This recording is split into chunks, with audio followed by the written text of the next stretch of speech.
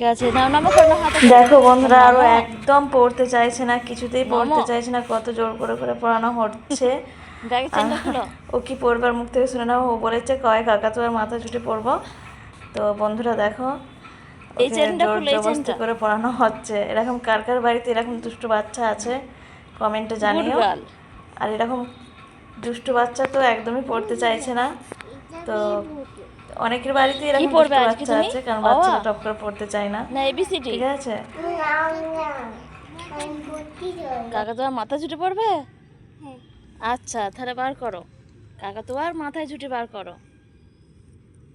ওরকম করে বই বেরো নাই, আমি বার করে দিচ্ছি, দাঁড়াও দাঁড়াও আমি বার করে দিচ্ছি।